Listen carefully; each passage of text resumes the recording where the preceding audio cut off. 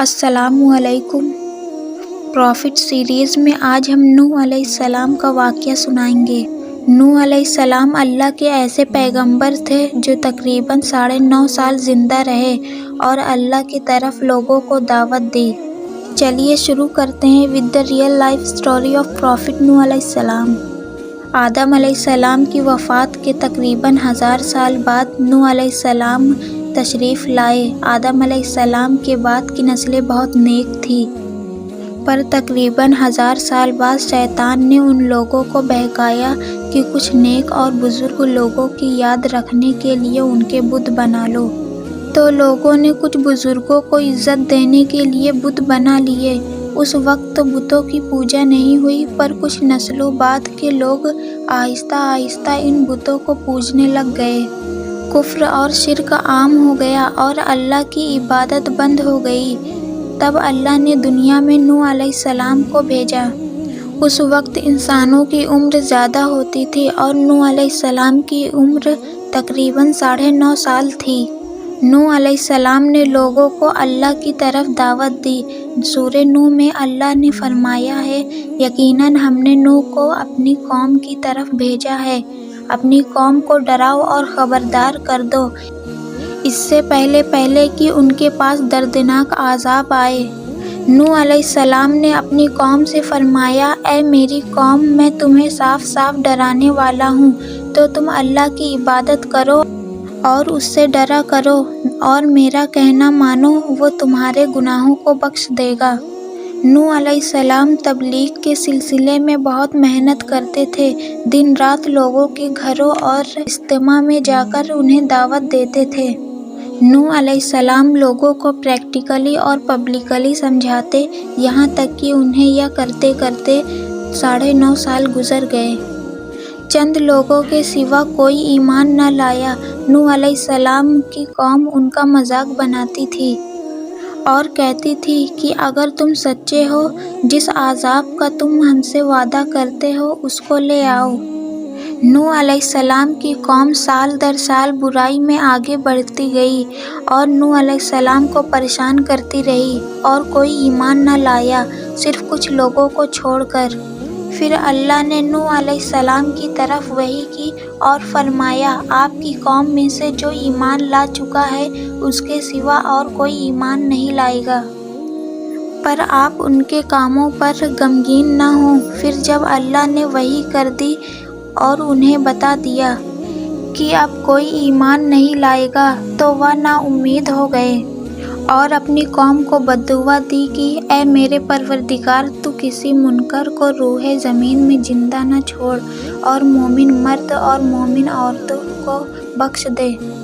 نوح علیہ السلام نے جب اللہ کو پکارا اور اللہ نے نوح علیہ السلام کو ایک بڑی کشتی بنانے کی وحی کی، لیکن نوح علیہ السلام نہیں جانتے تھے کہ وہ اتنی بڑی کشتی کیسے بنائیں، تو اللہ نے جبریل علیہ السلام کو ان کی مدد کے لیے بھیجا۔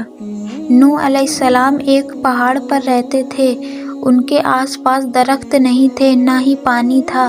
انہوں نے بہت سے درخت لگائے، پھر ان کو کاٹا اور پہاڑ پر بیٹھ کر کشتی بناتے ہوئے دیکھتے تو ان کا مذاق بناتے اور کہتے، یہ کیسا مجنون ہے کہ پہاڑ پر کشتی بنا رہا ہے۔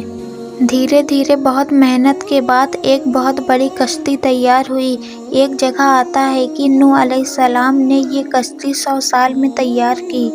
اس کشتی کی لمبائی 300 گز، اونچائی 30 گز اور چوڑائی 50 گز تھی۔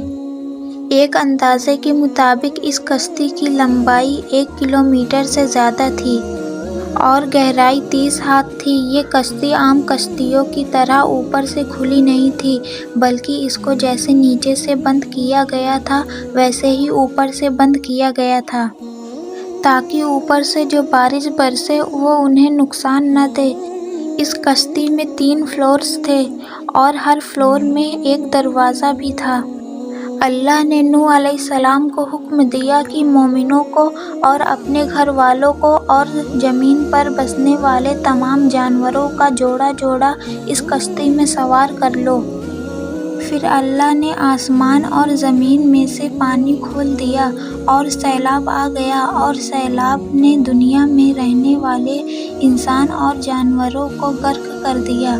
طوفان کا پانی پہاڑوں سے بھی اوپر ہو گیا۔ صرف نوح علیہ السلام کی کشتی اس طوفان میں باقی رہی۔ صرف وہی لوگ اور جانور بچے تھے جو کشتی پر سوار تھے۔ اتنے بڑے نبی ہونے کے باوجود نوح علیہ السلام کا بیٹا کشتی پر نہ آیا۔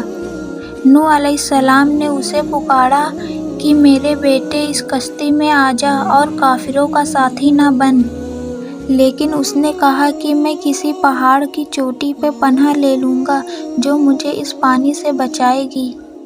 نوح علیہ السلام نے فرمایا، آج اللہ کے حکم سے کوئی بچنے والا نہیں مگر وہی جس پر اللہ رحم کرے۔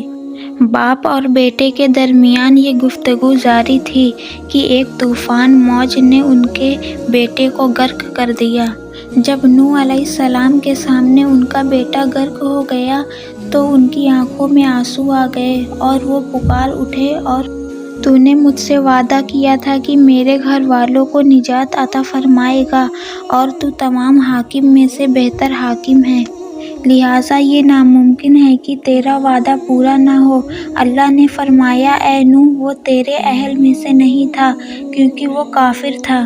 کفر نہ سمجھ کو ختم کر دیتا ہے۔ اللہ نے نوح علیہ السلام سے فرمایا کہ آپ ہرگز وہ چیز نہ مانگیں جس کا آپ کو علم نہیں۔ نوح علیہ السلام یہ بات سمجھ گئے اور فوراً اللہ سے توبہ فرمایا، اے میرے پروردگار، میں تیری ہی پناہ چاہتا ہوں اس بات سے کہ تجھ سے وہ مانگوں جس کا مجھے علم نہیں۔ اگر تو مجھے نہ بخشے اور مجھ پر رحم نہ کرے گا تو میں خرابی والوں میں سے ہو جاؤں گا۔ کشتی نوح علیہ السلام اور ان کے ساتھیوں اور سارے جانوروں کی نسل کو لیے پانی کی تیز لہروں پر بلندی سے چل رہی تھی، مگر زمین پر موجود ہر چیز، انسان، جانور، پرندے غرق ہو چکے تھے۔ ان میں سے کوئی باقی نہیں تھا۔ اگر کوئی بچا تھا تو وہ تھے کشتی والے نوح علیہ السلام اور ان کے ساتھی۔ 6 مہینے تک کشتی میں رہے۔ آخر اللہ کے حکم سے طوفان رک گیا۔ اللہ نے زمین کو حکم دیا کہ پانی نگل جائے۔ زمین نے سارا پانی نگل لیا اور زمین خشک ہو گئی اور کشتی پہاڑ پر جا کر ٹھہر گئی۔ اب انہیں حکم ہوا کہ سلامتی کے ساتھ کشتی سے اتر آئیے، آپ سب پر برکت نازل ہوگی اور ان نسلوں پر بھی جو آپ سے پیدا ہوگی۔ پھر صرف نوح علیہ السلام کے آگے کی نسل شروع ہوئی۔ زمین میں ان کی اولاد کے علاوہ کسی اور کی نسل باقی نہ رہی۔ سارے جانوروں کی نسل بھی یہیں سے پیدا ہوئی۔ نوح علیہ السلام کے 3 بیٹے تھے، شام، حام اور جافت، جن سے دنیا کی نسل آگے بڑھی۔ شام کی اولاد گندمی رنگ کی تھی۔ عرب ممالک سیریا، فلسطین اور اسرائیل کے لوگ شام کی اولاد ہیں۔ حام کی اولاد کالی رنگت کی تھی۔ افریقہ، ایبریجنل، آسٹریلیا، انڈیا، ایجپٹ اور سوڈان کے لوگ حام کی اولاد تھے۔ گوری رنگت کے لوگ یافس کی اولاد تھے۔ چائنا، جاپان، کوریا اور یورپ کے لوگ جافت کی نسل ہیں۔ نوح علیہ السلام کا چوتھا بیٹا جو ایمان نہ لانے کی وجہ سے برباد کر دیا گیا تھا، اس کا نام کنعان تھا، اور اس سے کوئی نسل آگے نہیں بڑھی۔ قرآن میں اللہ نے فرمایا، اور ہمیں نوح نے پکارا تو دیکھ لو کہ ہم کیسی اچھی دعا قبول کرنے والے ہیں۔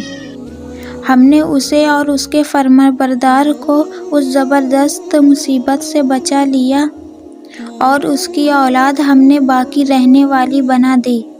طوفان کے بعد نوح علیہ السلام 350 سال زندہ رہے، پھر نوح علیہ السلام فوت ہو گئے۔ نوح علیہ السلام کی کشتی آج بھی موجود ہے۔ ریسرچرز نے ترکی میں اس کشتی کو ڈھونڈ لیا، اور قرآن میں اللہ نے فرمایا، اور بے شک ہم نے اس واقعے کو نشانی بنا کر رکھا، بس ہے کوئی نصیحت حاصل کرنے والا۔ لوگ اسٹوریز کو تو ڈینائی کر سکتے ہیں لیکن ایویڈنسز کو ڈینائی نہیں کر سکتے۔ نوح علیہ السلام کی یہ کشتی کا بہت بڑا ایویڈنس ہے اس واقعے کا۔ تو یہ تھا نوح علیہ السلام کا بہترین واقعہ۔ نیکسٹ آپ کس پروفٹ کی سٹوری سننا چاہتے ہیں پلیز کمنٹ کر بتائیے، اور آپ کو پروفٹ سیریز میں انٹرسٹ ہے تو میرے چینل کو سبسکرائب کر لیجئے۔